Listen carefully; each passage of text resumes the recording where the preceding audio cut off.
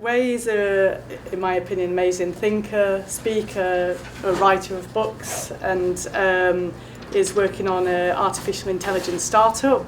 And I, to relax the other night, watched the video again, and just out of the blue thought I'd contact you because I had a bit more cred then to say, like, actually I've helped start a movement now. So, and some of the things in the video about what makes a movement successful are part of our movement. So I thought that was really interesting, and it turns out that there's quite a bit of new information around. We haven't got a very detailed plan, and so it was just going to be us meeting in the pub, and then we invited a few people, and then I thought we should video it. So it's not like to just take the pressure off Wai. It's we're just going to have a chat, and then decide afterwards if we keep in the video. Yeah, that'll be your shout. And so it's a chat, right? And so I'm going to ask some questions, and then I'll open it up. We'll just see how we get on. I think it'll be about an hour or so, something like that. Okay, great. Yeah, great. Yeah. So maybe a bit longer. I mean, so yeah, it was riveting material. I mean, morning. Okay. Okay. So I'm diving straight into a very particular piece. So part of the theory that Wai puts forwards is that revolutionary movements have esoteric religion behind them and apocalyptic messaging. So, and I was interested to know more about why the esoteric religion piece might be of use to a movement, and obviously doesn't mean that everybody's got to be into it. Wai came up with a theory called Fractal brain theory that was launched around 2012 with a book, and I wanted to know, first of all, to ask you to give a summary of that theory. So we're diving straight into something relatively technical, but a kind of summary of that first, because it's a sort of context, and then I'll ask another question. Okay. Is that good? So a bit of background in my life, basically. I started out wanting to create artificial intelligence about 35 years ago now. And went to university, did my studies, got interested in the brain, but then I went renegade, so I went on this kind of journey into the kind of like dark side of London, I suppose, psychedelia, squats, counterculture, kind of whole different side of the world. And I had mystical experiences through various ways, and then the work on the AI continued, and then I kind of like investigated this kind of mystical dimension, and I started giving public talks about it 20 years ago. But anyway, okay, so basically, most of my time has gone investigating this fractal brain theory. I really wanted to understand the brain, so all through, started from my late teens, just studying loads and loads of neuroscience. Then I discovered there's this way of looking at the brain using this concept called symmetry, which is the most fundamental idea in science. So using this concept called symmetry, basically, is this notion that there's a pattern, and that same pattern can explain lots of different patterns. So the idea of symmetry is basically invariant form behind lots of different seeming forms. So what I discovered was a kind of like a pattern behind the organisation of the brain. When we talk about fractals, it means recursively nested symmetry. So smaller copies are like the big copy, like Russian dolls. So then I realised neurons work like the entire brain, work like intermediate stages of the brain. And I kind of fleshed this out with lots and lots of detail over the years. And these were talks I presented in 2012. Now, where I've taken it much, much further now, in the past 6-7 years, okay, is that I've extended it much further. The basic symmetry which I've used to decompose the brain and mind, I've used to decompose the genome. So this is where a lot of the work in the past 7 years has gone. Okay, this is a revolution in science. Okay, so basically there's a symmetry between a gene and a brain. So through lots of detail, you can explain basically a neuron is invariant with a gene. Now it's not obvious, but it's according to how real neurons work and real gene regulatory networks, how they work. You can show there's a perfect symmetry between a gene and a neuron. And you can go on to show that gene regulatory networks and neuronal networks are not metaphorically like one another. They are symmetrically identical. And onto the brain and genome, and onto what does a genome do? A genome computes a body, ontogenesis. There's also a symmetry between what a genome computes and what does brain compute? Thought and behaviour. There's symmetry between ontogenesis and thought and behaviour. And it goes on, it goes on. How does the genome change? It changes through evolution. There's also a symmetry between evolution and learning and creativity. It means that there is a perfect symmetry between life as we understand it and intelligence as we understand it. So that's where the theory has gone. Now, so why isn't this guy promoting his scientific theories in the mainstream? Well, because it's pointless. Because as you know, science is very conservative in, say, the life sciences. Biological science and evolutionary theory is the domain of the old upstarts. You have these people, Caltech professors and E.O. Wilson, Richard Dawkins' hero. People like James Shapiro are kind of giants of biological science, but they have difficulty presenting quite simple ideas that are innovative. So what chance do I have? Okay, so the strategy, has been that I've continued work on the AI. Now, what I've managed to do, the same symmetry which I can use to unify life and intelligence, genomes and brains, that same symmetry extends to artificial intelligence. So the paradigms of machine learning, the paradigms of artificial intelligence, indeed, other technologies like data compression and also relational databases and search engines, there's actually a unified symmetry behind all these things. So the strategy basically is to go, like at the end of the Revolutions video, I talk about this thing called the sword and the stone, the mythic archetype of the sword and the stone. If you can pull out the sword and the stone, you have a platform to basically talk about political things, religious things, the entire worldview. So basically this goal of creating artificial intelligence, I've progressed much, much further in the past 7 years. So this symmetry has allowed me now to explain a unified theory of machine learning and artificial intelligence. And that really is the key to pushing these ideas through. At least there's something far... So I'm giving a bit of a monologue here, aren't I? This leads to something... This kind of merges with a kind of wider message. Because even not considering my work, there's something very exciting happening in science. Very, very exciting. And as a scientist, you totally get it. People think there is this division between science and spirituality. That's the narrative. But in reality, science came from the mystical, came from the esotericists. Even your recent, quantum physicists like Erwin Schrödinger, in his book What is Life, actually quotes the Bhagavad Gita: Atman equals Brahman, soul of a person equals God. In his book What is Life, he actually quotes in Latin, Deus factus sum, I have become God, to sum up the beliefs of the mystics, basically saying this is what I believe. This is a universal pattern between the originators of science, way back from Bacon to the quantum physicists and to the present, some of them. What's happened is basically science started from the mystical. This is staggering. It's converging right back to it. I'm not talking a little bit of convergence, a little bit of metaphor, a little bit of analogy. There is a perfect correspondence now. Things have happened in the past 10, 20 years. Discoveries and hypotheses have been advanced. These fragments each have parallels to the picture of the universe presented by the hidden esoteric religion. In the past 10, 20 years, these pieces come together into a composite picture that is identical to the ancient mysteries. So, Upanishads, the Hindu texts, as is the human body, so is the cosmic body. As is the human mind, so is the cosmic mind. As is the microcosm, so is the macrocosm. As is the atom, so is the universe. So the notion of a fractal universe, which is accepted now, basically, as is the microcosm, so is the macrocosm. The idea that a universe becomes a huge organism, cosmic Christ, celestial Buddha, etc. The notion of atom as universe, Schrödinger's wave equations extrapolated to the universe, the DeWitt equation. So these fragments each have a kind of tiny little parallel with the mystical. But when you put these pieces together, you have a composite picture, which is the complete return of the esoteric religion for the 21st century. Amazing. So I'm in a real nerd-off couple of days. Thank you for that introduction. If your mind's not blown already, it will be soon.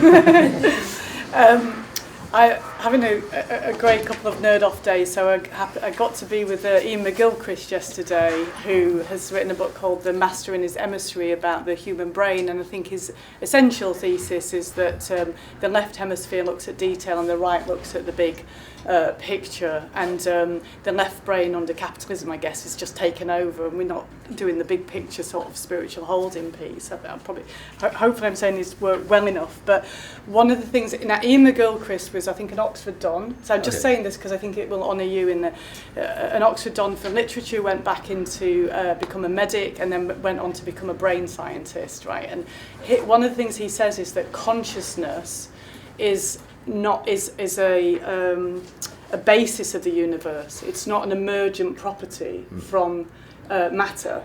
So I just wonder. So this is not. So Wai is not some like out there person who's just saying this kind of thing. Like there are other scientists. Then you've got people like Rupert Sheldrake, again an out there person, but talking about morphic resonance and things like that in the universe. My ex-husband's particle physicist, and when you talk about teleology, which is the idea that there's inherent purpose in the universe, there's a part of particle physics theory called pilot wave theory, where there's a wave that leads the particles. So it's in the science, is what I'm trying to say. It's not an established theory, but it's not also totally outrageous. So my science was crystallography partly and molecular dynamics modelling, but one of the things we absolutely knew in crystallography was this weird thing where you would try and crystallise a protein, and everybody would be trying across the world to get this protein that had just been extracted into a crystal, and you fire x-rays at it and you couldn't get its structure. Nobody's getting the crystal, trying all these things. Suddenly, one lab gets a crystal and all labs can get a crystal, right? So a known phenomena in morphic resonance. There's other bits of biology where, so there's weird shit going off that we don't know. And what's interesting to me is whether the inherent purpose of the universe affects, and the fact that esoteric religions are behind revolutionary movements, like how we've been working with that as Extinction Rebellion. And so moving on, but I just kind of wanted to say there's a reason why this connects into what we're doing. But I wondered if you had more to say, Hun, about consciousness. It's like, because that's what's one of the, I'd sent Wai some questions, and when I'd sort of sat with this fractal brain theory, I'd kind of got the, with the symmetries of symmetries, got the kind of overall message of it, but I was like, where does the consciousness emerge from? Okay. Tell me about consciousness. Well, one important point I should point out when you talk about this kind of teleology, universe having a purpose, new stuff's come out in the past 5-10 years. An old idea called Time-Symmetric quantum mechanics. So Schrödinger's wave equations normally go forwards in time, and there's something called Time-Symmetric quantum mechanics where you go to the future and basically the waves go backwards in time. Now this has become current in the past 5-10 years. So even mainstream thinkers, and with respect to things like Paul Davies, are talking about a destiny wave function. A destiny wave function from the future, basically shaping the future shaping the universe towards a destiny. That's teleology. And from superstring theory and loop quantum gravity, which are two main contenders for the unification theory of gravity and quantum mechanics. But from both these schools of thought, they see now the Big Bang as the Big Bounce. Okay, so basically there was an epoch before the Big Bang. Now through the complex mathematical deliberations, they've decided that this previous Big Bang era, basically, it's a mirror image of this universe. Now, there's something called CPT symmetry in physics. When you have basically a mirror image, you have time inversion, which means we think we're going forwards in time, okay, but we're not. We're bouncing back to the origin. Again, teleology. So these are very powerful strands which return the idea of providence, prophecy, destiny. So this is a very powerful way of looking at the universe. Now, this is mainstream science. So again, that's another piece of the jigsaw puzzle to slot into this new 21st century revision of the nature of science.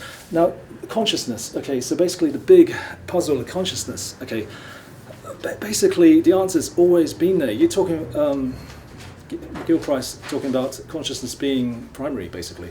Well, it's called idealism, okay, that existence is consciousness. Idealism is what was believed by the greatest thinkers on this planet, including Einstein. All the German philosophers and great thinkers and quantum physicists were idealists. Okay, basically it says that consciousness is real and physical reality is illusory. Okay, the problem with idealism is how do you account for physical reality? Another piece of the jigsaw puzzle that's returned in the past 5 years Max Tegmark, MIT physicist, has basically resurrected the thoughts of Pythagoras, uber mystic, the guy who brought the mysteries from ancient Egypt to Greece, sort of the Eleusinian mysteries in Greece. Basically, he said the universe is a number. And Max Tegmark has returned this idea that the universe doesn't actually exist, it exists as a mathematical object. So basically, like the Mandelbrot set, okay, this finite equation that describes infinite complexity, infinite intricate beauty, never repeating, a fractal object. The idea is basically that this logos, this object that describes not just this physical universe, but all possible universes, is basically that is the nature of objective reality. And what happens with this object is basically you render first-person subjective experience. Okay, so the basic idea is then how do you explain consciousness using these ideas? And the beautiful thing is that basically there is an explanation for consciousness.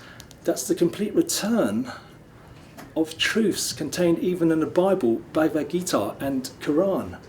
It is the idea that somehow we are all one. In Christ there's no Jew, there's no Greek, there's no slave. In the Quran, that we're all created from one soul. And then Luqman, the surah, says that your creation and your resurrection is but that of a single self, not otherwise. Explicitly stated. Bhagavad Gita, the super soul, God inside you, appears divided, but it's never divided. Somehow God is one. The basic message of monotheistic religion, Quran, Judaism, the Bible. The Shema, the greatest commandment in Judaism, Hear, O Israel, the Lord your God is one. So somehow God is one. God is inside you, the Christ within, Krishna within, Allah close to in jugular vein. God is inside you, God is one, we are one. Somehow the oneness that God is and the oneness that we are is one and the same. So this is really the hardest thing to explain. But this is the ultimate convergence between the esoteric religion, which Quran, Bible, Bhagavad Gita alludes to in certain passages, with science. So the explanation is so simple, it's so succinct. Basically, it's simply an explanation of all existence and consciousness based on the only thing you can ever have certainty of, one consciousness. Okay, so but then what is the proof? The proof is experience of being the total consciousness, or the universal consciousness, or God. And really, in terms of revolutionary movements, this has been at the heart of revolutionary movements from China, all revolutions in Islam onwards. I mean, controversially, I can even say the roots of the Nazi Party and Marxism via Hegel. So it's a very, very universal idea. All these revolutionary movements have this thing in common. If you can actually resurrect this idea explicitly and say it out loud, clearly, for the 21st century, the mythic archetype is the prophetic archetype. There's this great scene in Dune where the Bene Gesserit witch says, if you can yoke politics to religion, then reap the whirlwind. Isn't that what you need to really disrupt and cause a kind of change in the current trajectory, which is leading to extinction? Mm-hmm. So yeah, consciousness basically...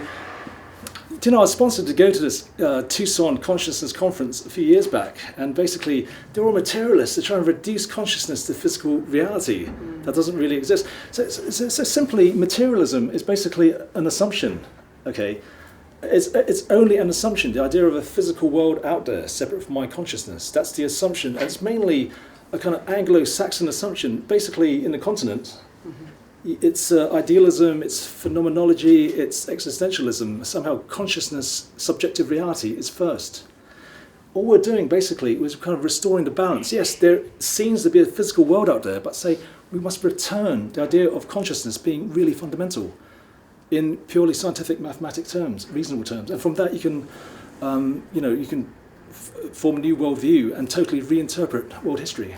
Can I tell you a story? I'm not going to be able to tell why that's awesome, isn't it? Tell you a story though from the iboga psychedelic trip. I took a flood dose of iboga in Costa Rica, and I took a taster session dose beforehand, which was full on as well. Okay.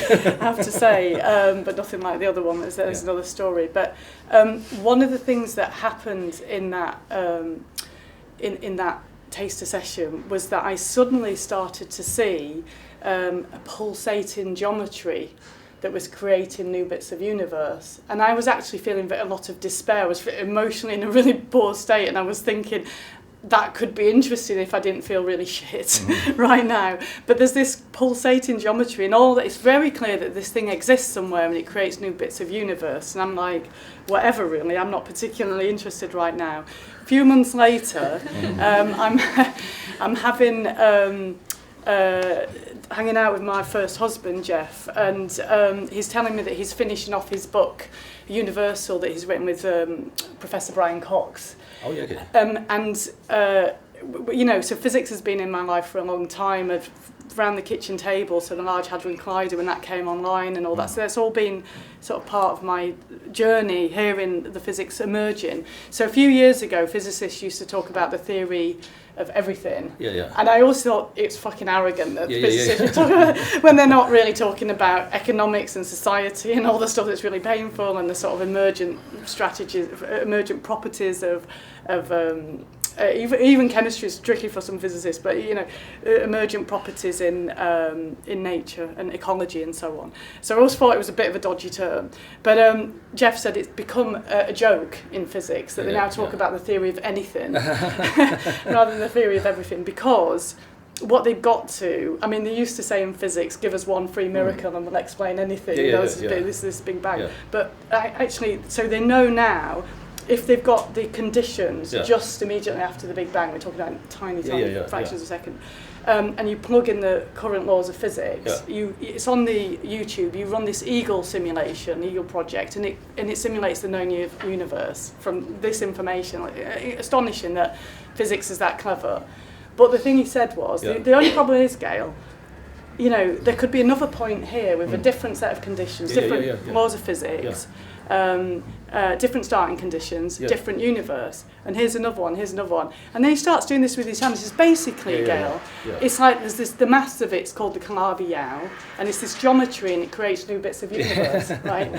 So how the fuck does that work? That somehow, with the psychedelic medicine, I mean, maybe I knew it already, we can argue coincidence, but I don't, There's a moment when I feel like a bit of information from the universe about something that I don't know about, that's then confirmed to me by Britain's special physicist, when he was. But so awesome, but yeah. Well, totally. I mean, you did give me some questions to help me prepare, and one of the things is what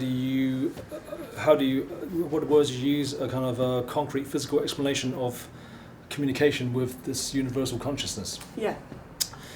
Do you know, my personal journey, I've had really, like yourself, I mean, all kinds of psychedelic experiences. You see things, you see narratives, you see things, these God trips where you spend the rest of your life trying to explain it. It changes your life, and basically you see specific things, you see specific storylines, you see, like ideas, and you think these ideas are coming from a higher source.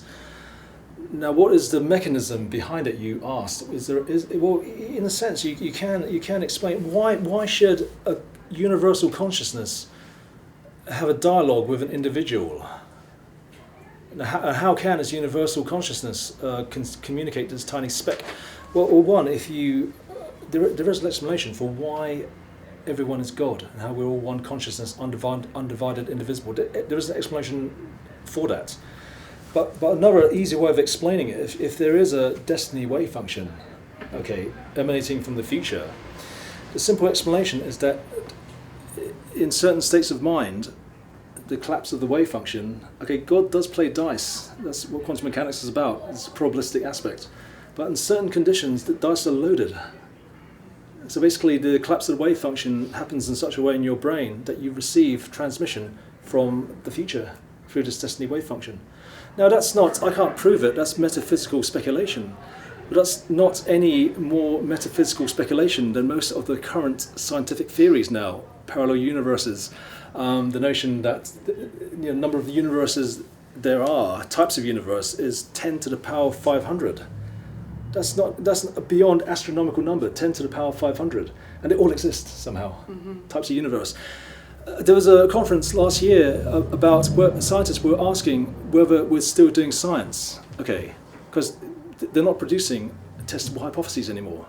So it's become an arena of metaphysical speculation. So what I'm saying, it's up for grabs to present a coherent picture that's more universal and more compelling than the picture presented by the scientists now, and it's not on a lesser level than the speculations that are current. Mm-hmm.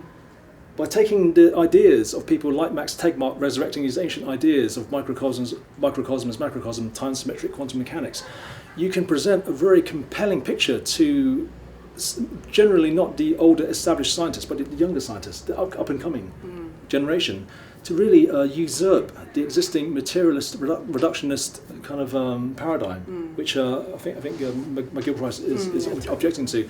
So it says that there is a revolution in happening in science, but it needs to be pushed along. So there needs to be a kind of like an active force behind it. And what's at stake is basically there's a wider kind of goal. We're not just trying to change the paradigms of science. Okay. No. In the world, all these political commentators talk about three missing things. There's a missing social movement. All your left wingers saying this is, Marxism, socialism's dead. Where is this revolutionary movement that's going to change the world? Where is it? No one knows what it is. No one knows where it's going to come from. Okay. There's also this missing worldview. Okay, so all your right-wing thinkers, left-wing thinkers, even neoliberals, acknowledge that basically the existing worldviews of European society, of Marxism, whatever, they've all passed their sell-by dates. But there's this kind of missing narrative. All your great thinkers like, not so great. All your mainstream thinkers who get the headlines like Zizek and Peterson. You're kind of like all your Noah Yuval Harari. This missing kind of grand narrative, this alternative vision. What is it? We need the paradigm shift. Yeah, there's going to be a paradigm shift, but no one's been able to define it. Okay, we're not talking about a single paradigm. We're talking about the master paradigm of all paradigms. Now, let me introduce an idea of why this idea is so important. Okay, because political philosophy, political programs are rooted in worldview. So people think, okay, we're going to start a revolution. Okay, we've got a manifesto. Okay, what else do we need? We've got a manifesto, we've got enthusiasm, a couple of charismatic figures, we've got some media attention, or we've got a constitution. Okay, we've got a political program. Okay, we've got a list of demands. What's missing is basically there's a glue behind it, and that's worldview. Now, from the right wing and the left wing, okay, this is controversial stuff. This is very controversial. Someone who knew a lot about revolutionary movements and about political power, okay, went on and on about it. In his speeches, in his personal interactions, in his book, okay, he went on and on about it. This guy he led a revolutionary movement that almost took over the world, okay, and he constantly banged on about the importance of worldview and that the need to have a worldview and a political program based on that worldview. And the word he used was Weltanschauung. Okay, it means worldview. It's basically Adolf Hitler. Okay, so the importance of worldview, and it's not just your right wing, it's your left wing. Zizek. Okay, what's missing? Marxist thinks as a Hegelian, thinks as an atheist Hegelian. He got told that atheists thought he was God. Bit of a contradiction there. But even he says, quoting his Marxist pal, Frederick Jameson, there's a missing cognitive mapping. If we only had that cognitive mapping to describe the situation in the world today, the situation of the past, the future, how do we get to a better future? If you had that cognitive mapping, then that's the answer. So basically, what I'm saying is that new worldview has to come from, or has to be reconciled with science. It's not going to be worldview based on the Quran or the Bible or neoliberalism. It has to be a kind of comprehensive worldview that is completely scientific. And that worldview can interface with the esoteric religion and actually correspond to the core truths of the Quran, Bible, and Bhagavad Gita, then that's exactly what you need for this kind of this universalism that everyone knows that there's this universalism that's necessary to bring people together, to act together, planet-wide. But no one can define it. Some left-wing thinkers think, it might be something to do with postmodernism.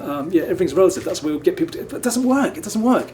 If you can define an absolute by going to the history of religion, the history of politics, the history of science, and show that there's a common truth, a common absolute behind all of them, then that is the basis of your new worldview.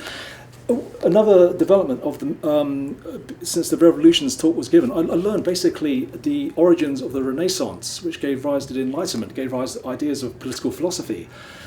But back then, I hadn't read books like the most influential political book of all time, Plato's Republic. There is a mystical dimension to it that all political scientists don't acknowledge it, or they ignore it, or they basically brush it aside. But the entire book doesn't make sense without it. Okay, this is a huge book. I mean, words like tyranny, democracy all come from this book. And it's prescient predictions of democracy will become tyranny. They'll vote a kind of strongman who gives people bread and circuses, and that's how the way of democracy. The core message of Republic is basically the idea of a philosopher king. Okay, king is a very kind of loaded term, but some kind of political leader. Okay, now the core idea is basically the philosopher king leaves the cave of illusions, leaves Plato's cave. That's a mystical allegory, has the mystical experience, experiences the good. But then he comes back into society to take society toward the good. There's no more succinct description of progressive politics than that. And you've got to realise this book was massively influential during the Renaissance. Another book, massively influential, Oration on the Dignity of Man, the manifesto of the Renaissance, the original manifesto of humanism, okay, by one of the geniuses of the Renaissance. You know the artistic geniuses, Leonardo, Michelangelo. The intellectual geniuses were Pico della Mirandola and Marsilio Ficino. They both believe in this esoteric religion. The Renaissance wasn't just a renaissance of kind of pagan books, it was a renaissance of pagan mystical religion. So one of the core ideas in Oration on the Dignity of Man is basically human dignity is based on the idea that, okay, one, we can choose between the kind of angelic and divine realms and the bestial lobster chimpanzee realms, okay? We can choose, okay? But more than that, he was saying, he actually quotes the Bible, Psalm 82:6, that ye are all gods, ye are all sons of the Most High. Okay, so where's he coming from? He's saying basically human dignity is not just rooted, like the Catholic Church, that we're made in the image of God. It's rooted in the idea that we are effectively God. Now Psalm 82:6, you've got to understand it in the Bible in the context of the Gospel of John, chapter 10:26, where his fellow Jews were about to stone him to death. You claim to be God. You know, why are you stoning to be deaf? Because you claim to be God. And in his defense, he quotes Psalm 82:6. Okay, so in that context, the message there is unequivocal. Basically, he's saying, yes, I am God, everyone is God. Okay, now back to Oration on Dignity of Man. Now, what we're saying basically, human dignity rests on this cosmological metaphysical assumption that essentially we are divine. Okay, but he goes on to say that basically the idea of white magic or natural magic is this idea. He actually says basically magic is what's understood by the Zoroastrian high priests as what basically it is to govern the commonwealth of humankind according to the commonwealth of the universe. So somehow there's a transcendent image, you might call it the good or whatever, somehow we must manifest that transcendent image on the planet. Okay, same idea. And he calls the Magus. What is the Magus? The Magus unifies the heavenly with the earthly. And basically, then the Magus transforms society. So these ideas are not just, these are not fringe ideas. These ideas basically shaped the Renaissance and the Enlightenment. Without the Rosicrucian movement, without Freemasonry, you wouldn't have the English Civil War, you wouldn't have the French-American revolutions. But if you can actually reawaken these ideas for the 21st century, that's a very, very historical narrative to present to especially people in Occident. You can do the same thing with Islam, you can do the same thing with India, you can do the same thing with China, throw in Marxism. Okay? So that's basically what we're talking about is a paradigm shift that doesn't just cover science, but does the entire shebang, the entire Weltanschauung, basically the entire, all paradigms of humankind, all knowledge as a single organic unity. You have to transform the entire thing, and that's the basis of a world social movement. Right. If I've got that. It's a bit of speech. Again. Pressure. So I just want to translate what you've just said in terms of what I see happening within Extinction Rebellion. But I have to say really, really, really strongly, it's just a view that I see. And it's not what anybody has to sign up to for being part of Extinction Rebellion. We're a social movement and we've got free demands, right? But there, first of all, in terms of worldview, I mean, Mothier here is part of the Vision Sensing group. Okay. And I think we've got people from the media messaging team. It's a crucial piece that we have to bring through a vision. It's also part of emergency mode messaging, which we're working with. Tell people there's emergency, share a vision. So there needs to be a a view, a vision here of. So we need to, you know, you've just talked like that, and we're all going, whoa. we need to land it as a movement to communicate to people something more than where we're at. I guess is the way I heard the worldview, the sort of unification of science and love.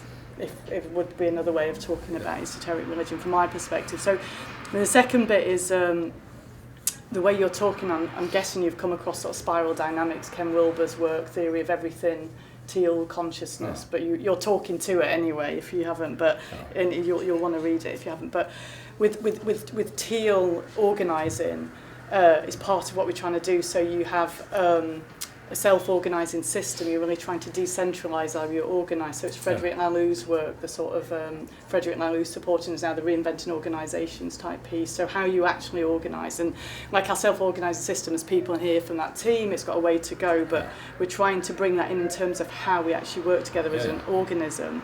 And part of the teal consciousness, what you were bringing through there is the ideas that, you know, they have these different colours. The orange layer is scientific, the green meme stuck in its narcissism and judgment, but the progressive left, you know, the blue conservatism that believes in conservative values that have got things in them that are worthy, and you know, and so there's something in teal that's about unifying these things and not having them be in a battle with each other. So that's part of what is in, I believe, in XR, and it makes some people cross with us, but we often say we're not trying to have this fight between the left. We're trying to say we've got to tackle this thing. Well, that's really a low-hanging fruit, because I mean the social movement that's really going to be worldwide. It's not going to be left or right, or conservative versus progressive, or capitalist versus socialist. It's non-starter. We're going to start abandon capitalism and get rid of it, or kind of like even when you're Marxist thinkers like Zizek expresses admiration for capitalism. Reform basically instead of like trying to go one extreme versus the other. Now this is such easy low-hanging fruit to really boost your movement, and it's such a simple thing. Basically, that what you believe in, if you believe in this esoteric dimension to politics and the world and world history, it's a simple idea called the golden mean. It's universal. The golden mean, it's associated with ancient Greece, but it's Taoist, it's Jewish, it's Muslim, it's universal. Simply put, basically, there are polar opposites, male and female, good and evil. You need both. And it's not basically going to one extreme versus the other, going complete totalitarian or going complete laissez-faire. So, dominant ideologies of today is basically Ayn Rand and complete laissez-faire neoliberalism and the other than selfish genes Darwinism. It's such a simple thing to say that basically this movement basically just seeks to restore the mean. And basically what's happened is that the extremists have taken over, the Ayn Rand followers have taken over. But it's such a simple thing historically. Ayn Rand basically came from Russia, and her philosophy of absolute selfishness as a virtue, which is very influential in America. You talk about the Senate, Donald Trump, massive Ayn Rand fan.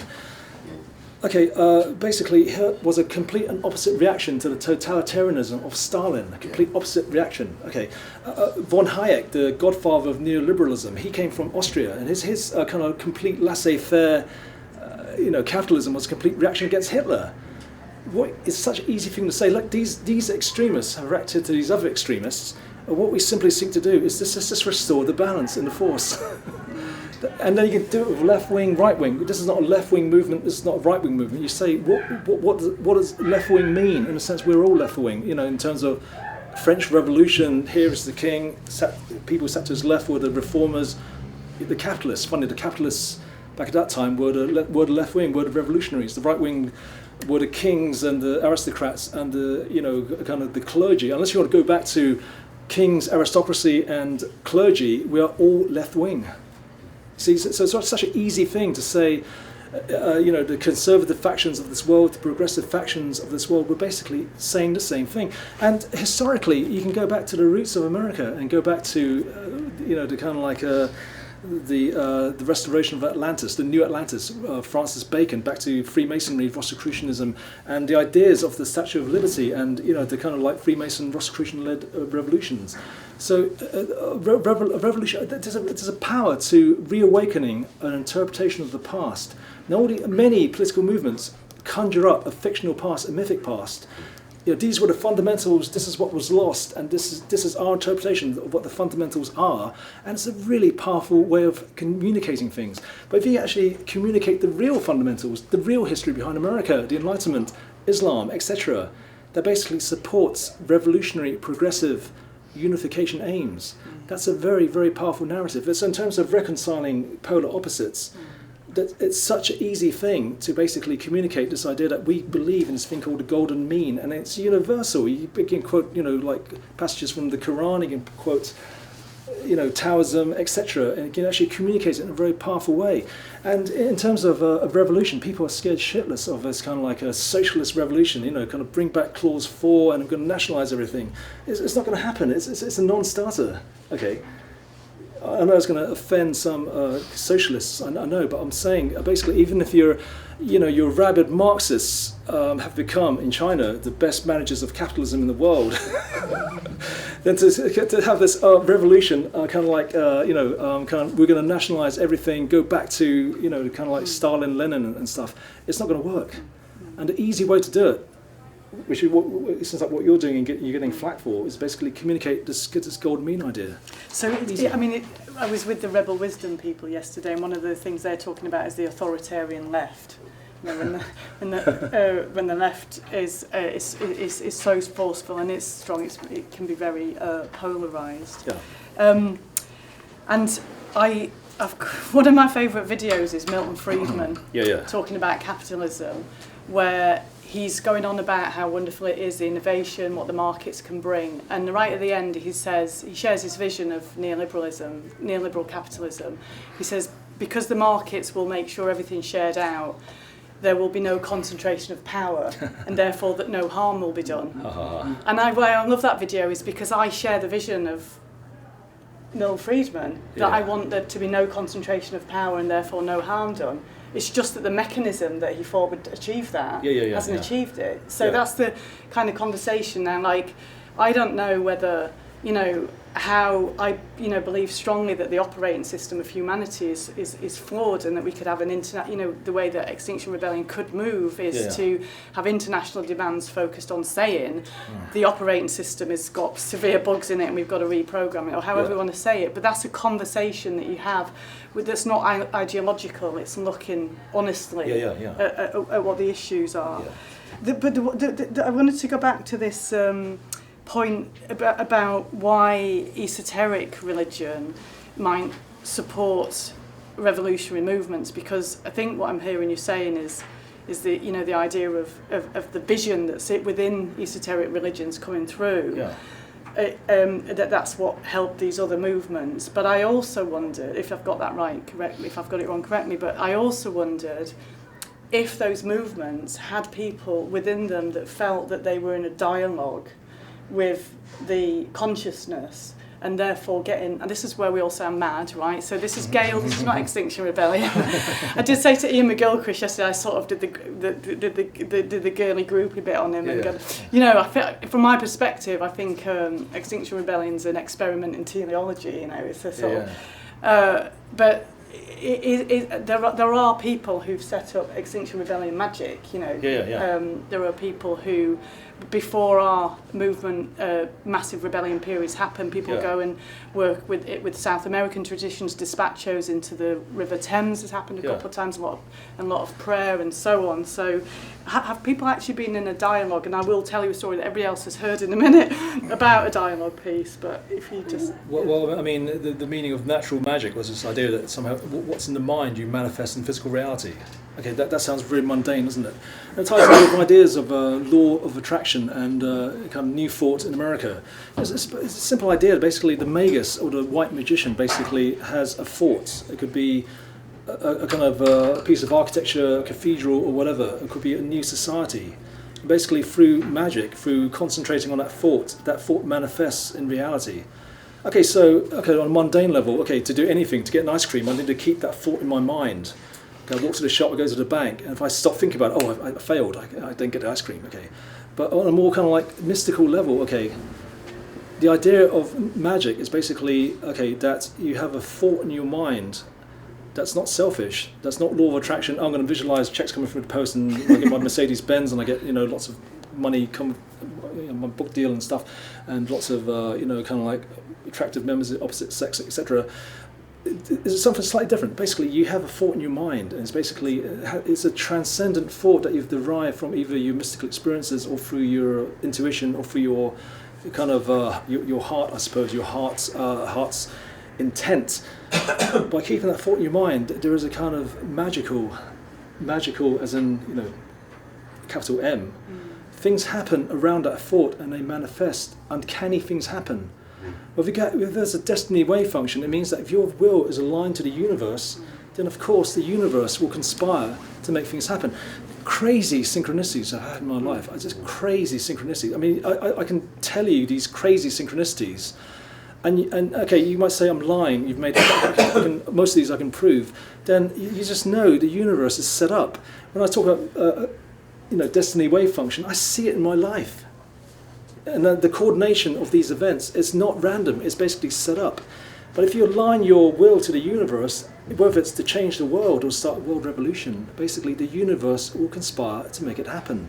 Now the skeptic would say, oh, these people magical, truths are self-fulfilling, they just believed it and they were very fervent and very motivated, then that's all there is to it. But no, there's something magical, there is a hand of providence, there is a force behind it. And that's the reason why people who believe in the mystery really do believe in it and live it. Basically, things will happen around them to make it happen. And even the impossible dream, the impossible goal of actually creating revolutionary movements that succeed in toppling existing governments or sort of reforming governments and kind of like beneficially changing behaviors and stuff in a kind of peaceful evolutionary way. So it doesn't have to be revolution or nothing.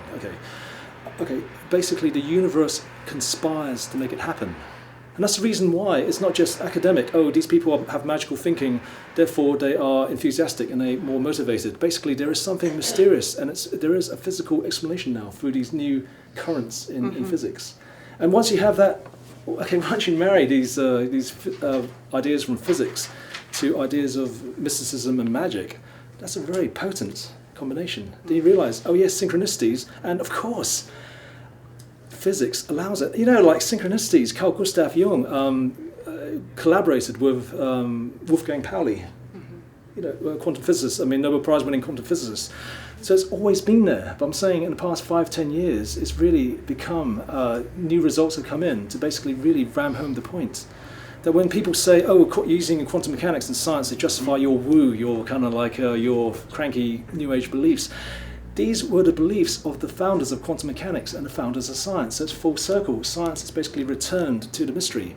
But if you can actually link this kind of interpretation of science with political philosophy, with social movements, with etc., kind of like on a more kind of personal level, then that is really the kind of paradigm shift that people have been waiting for. And the beauty of this way of looking at things is that to a Muslim it will look like the true Islam. To a Christian it will look like the original unadulterated truths of the Bible. To a kind of militant atheist it will look like the original ideas of the Enlightenment and Renaissance. So that's this kind of quality of reconciling dualities, kind of like unifying different points of views, but also that's this kind of chameleon quality of basically, is the grand unification has a kind of, chimera kind of quality, which is what you need for a kind of real world, universal message and movement that is not postmodern. I don't want to sound like Jordan Peterson here, okay? It's kind of funny. Really, he says some interesting things about clinical psychology, his background. But on the plus side, he does, he's into Joseph Campbell, he's into psychedelic drugs, he's into looking for some objective truth in mythology. So there's some common ground there. But seriously, this guy is the person who would tell Greta Thunberg, you snotty-nosed little kid, you shouldn't be protesting, go tidy your bedroom, you should be going to school. I mean, he's a guy who would say to, kids in America protesting gun violence, you little kids, what do you know about gun violence? What do you know about not wanting your friends and yourself to be shot dead in school? What do you know? I mean, go to school and don't protest. So there's aspects of his message which is totally antithetical to what you guys are doing. I've been told, I think Stephen said this is teal from the neck upwards, didn't you? The heart bit's missing. But at the same time, there are aspects of all these different thinkers which would violently agree with, like Peterson, Sam Harris, all these different thinkers. But you can communicate this message in such a way that it can resonate even with their followers. So it's powerful. Yeah. Awesome. So I will tell this story. Okay, great.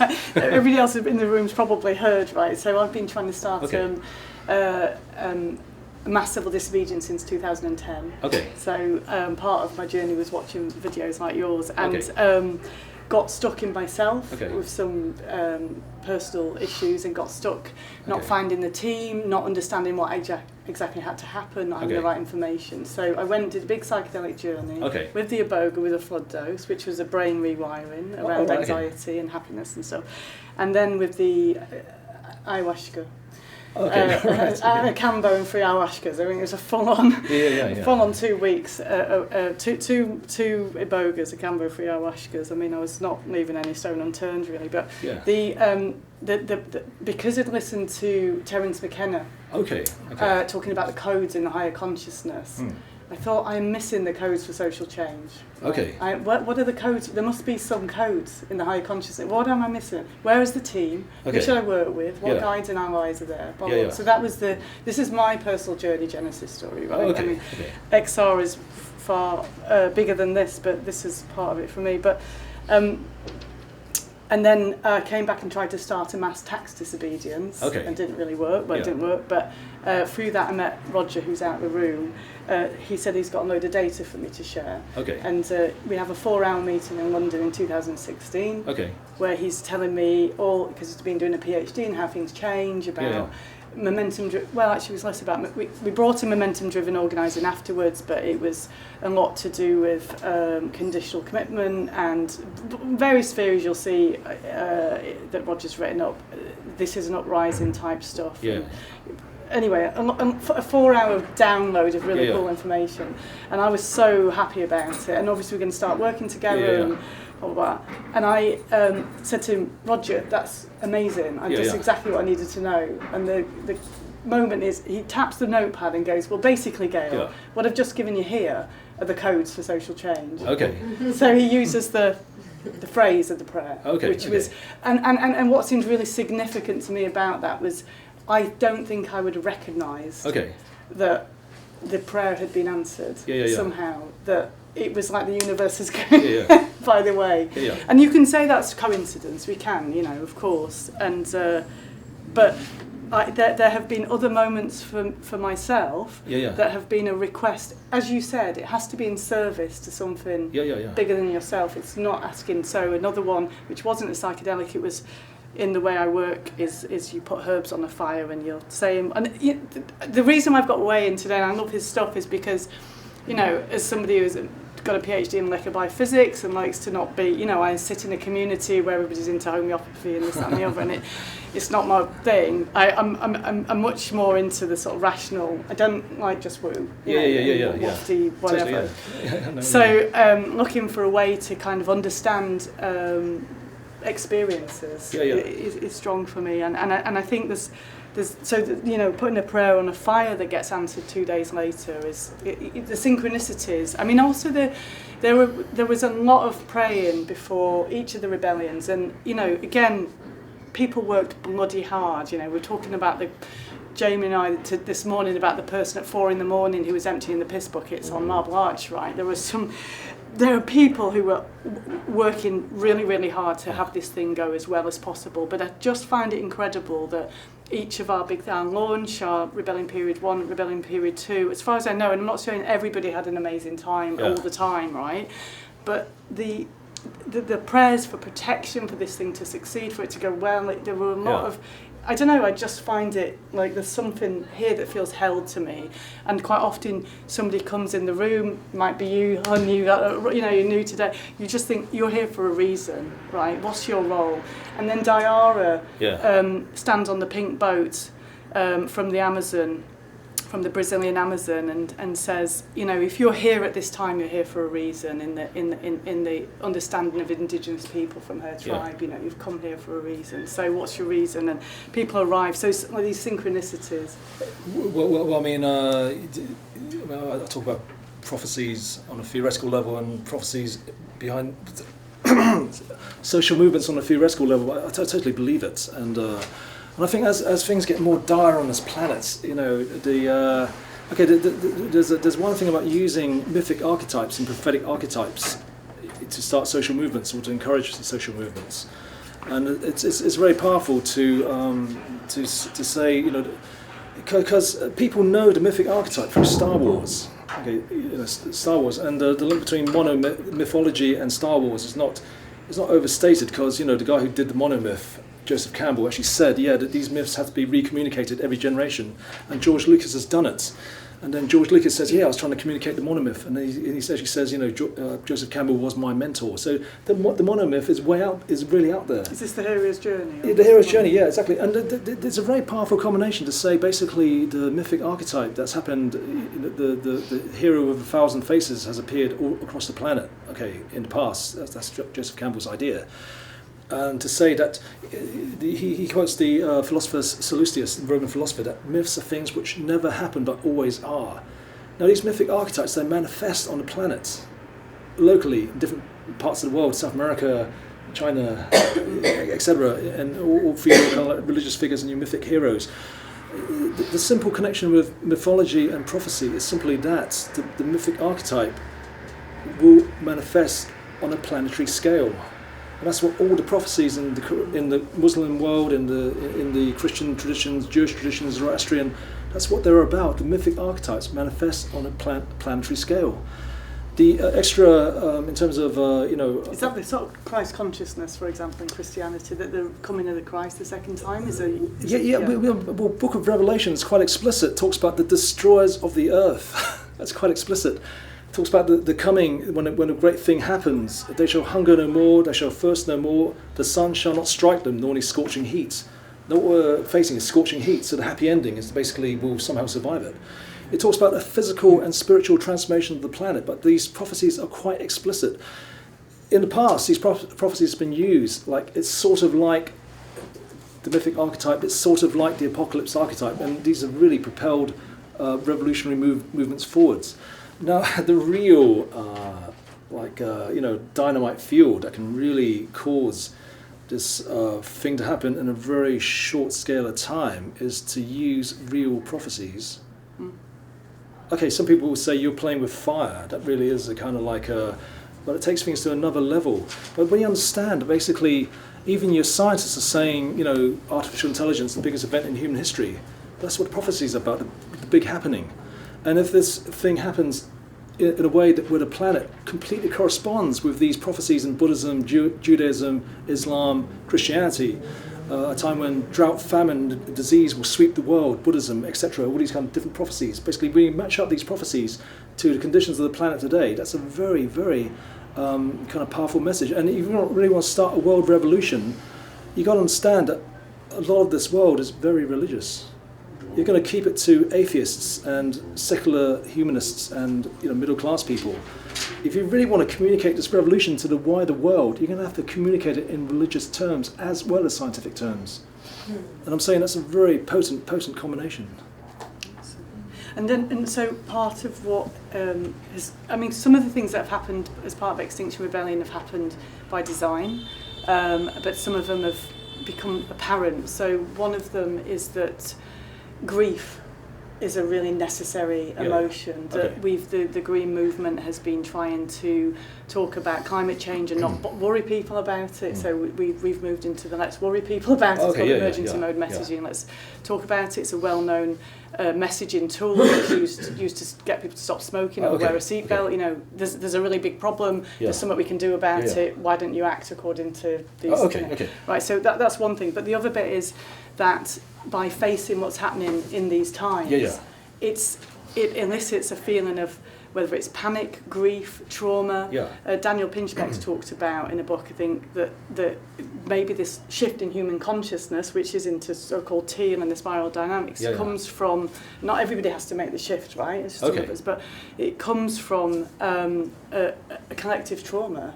And I think, I guess the way I see it is the more we can feel it now, the more we can feel it now, rather than like when for us in the Western democracies it's really hitting us. The more we can feel it now, the more we can make the shift, right? So actually something's just landed in my brain actually, which hopefully I'll get to say. But so first of all, we've been really inviting people to grieve and to feel how this feels, and so many people have said to us what a relief that I was feeling so wound up, and the IPCC report and so on. So that's in there, and there's something, as we know by the grieving process, it's an emotional process, but it's trauma. It's like when you face a death or your own potential death, or your death was, it opens up, it transforms how you think about your life. And there's a collective way of doing that. But what just connected with me actually was that I think the biggest barrier we've got in our movement right now is because it's led from the UK and then other countries, is the inability to really feel the grief and pain and the reality of how other countries have suffered already.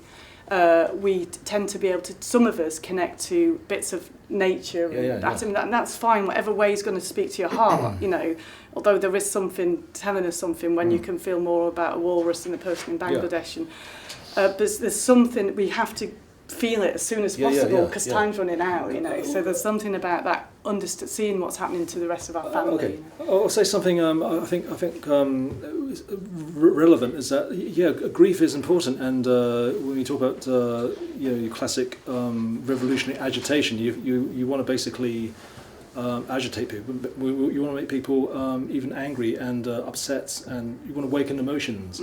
But I'd say the really important thing about dealing with these emotions of agitation, grief, all these negative emotions, you have to provide the positive. Yes. Now personally, when I a terribly addictive personality, and I had massive problems giving up smoking, but I finally cracked it. And basically, what is this? It's basically I basically beat myself so badly up. You know, smoking's bad, lung cancer, it's going to be bad, so I quit smoking.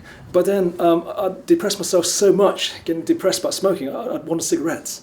Now, how I did it in the end was basically I made a list of all the good things about not smoking: more money, clean lungs, better jogging, not smelly clothes, all this kind of thing. I had to walk to the all-night garage 3 o'clock in the morning. And I made a positive list, and that really, it worked for me, basically. It worked. And I'm saying, in terms of revolutionary movements, basically, this is a simple thing, and it's called, you need a utopian vision.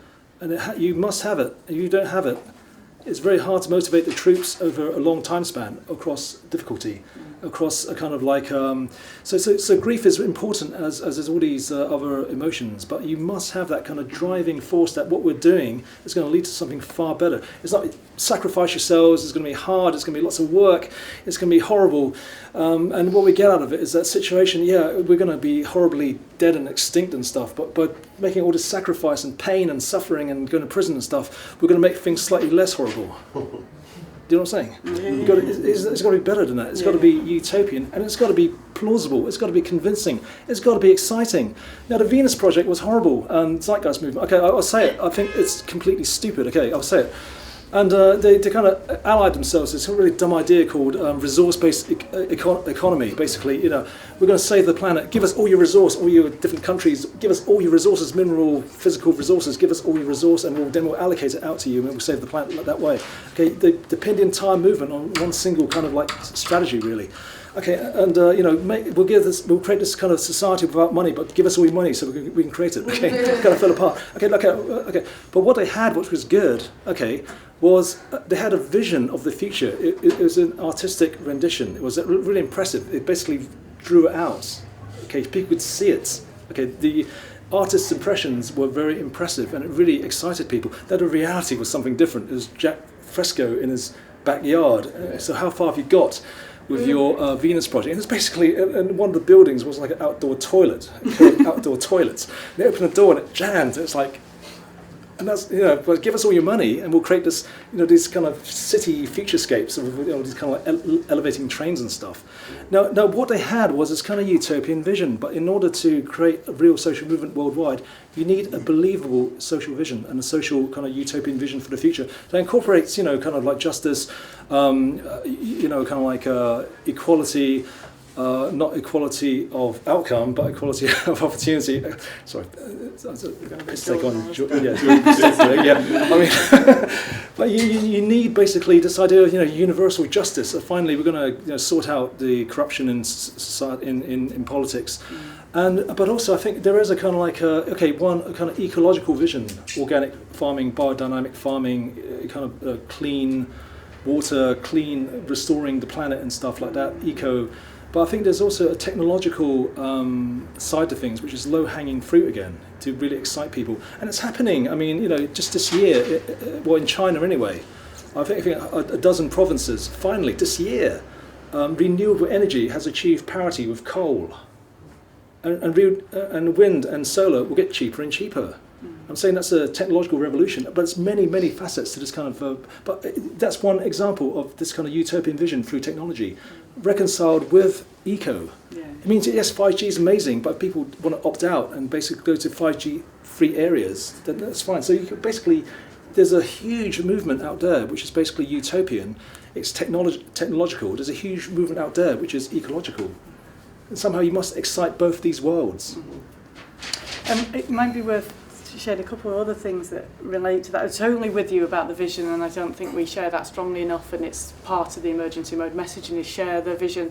I suppose a blockage I have around it personally is that we do know that A, we're already in a catastrophe, and B, it's going to get worse, Yeah. I mean, and so our whole sort of number one thing is tell the truth. So it's kind of like saying it's all going to be cool.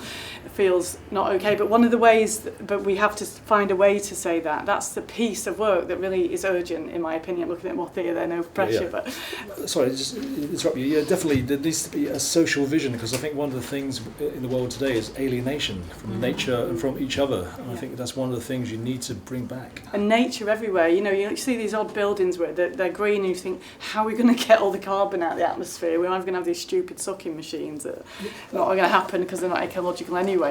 But just making everywhere green, I mean, it's just is part of that vision. Yeah. I mean, for all its faults, I mean, organised religion for all its faults. I worked in the church for 10 years. I mean, it wasn't a proper church. It was St James Piccadilly. It was a kind of like pirate ship in the Church of England. I worked there for 10 years.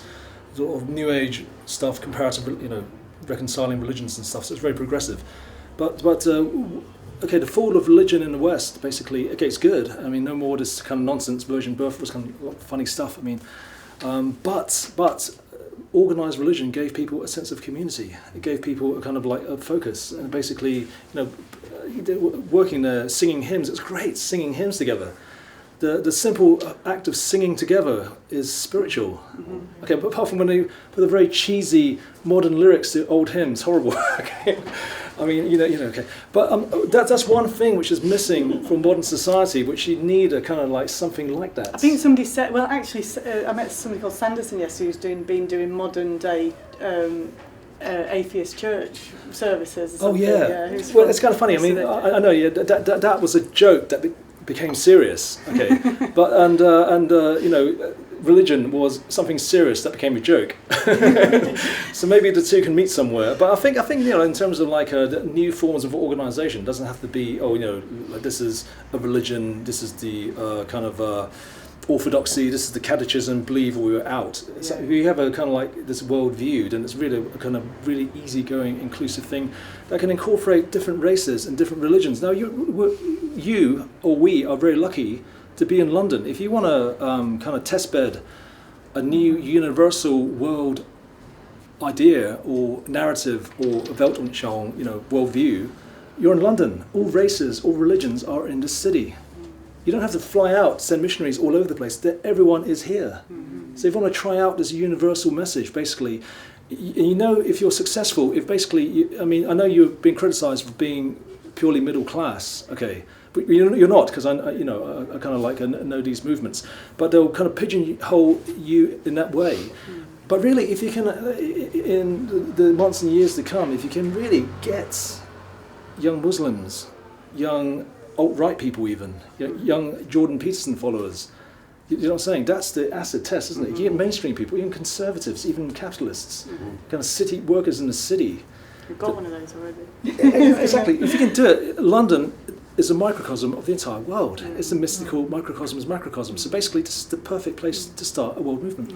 Thank you. And the singing piece as well is, because don't they now know that there's neurons in your heart, neurons in your gut, when people talk about their gut instinct and the heart, and that the singing, it opens up the heart space. I think is part of the thing. It's just for us is finding ways to bring this in that isn't, too on the word, and it just becomes that, the crusties doing that thing.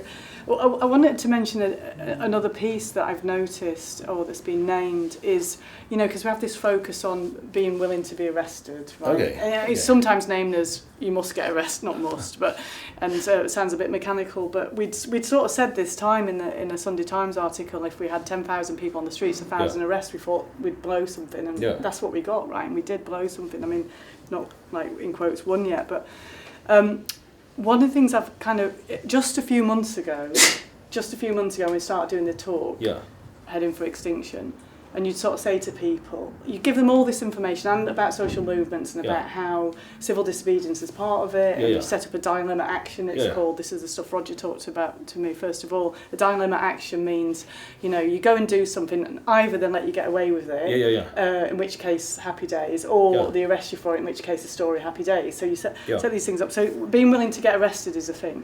So then the piece there is like, you gave the talk about why arrests were going to be part of this movement, and at first people would look around, you'd say, so you have these literal who's willing to get arrested in this, and obviously make the point that this is not for everybody. It's going to be a different experience potentially if you're black, if you've got mental health issues, not for everybody. You can be in support of the movement, not to stop anybody doing anything either, but are you willing to get arrested, tick your box type of thing? And people would be like,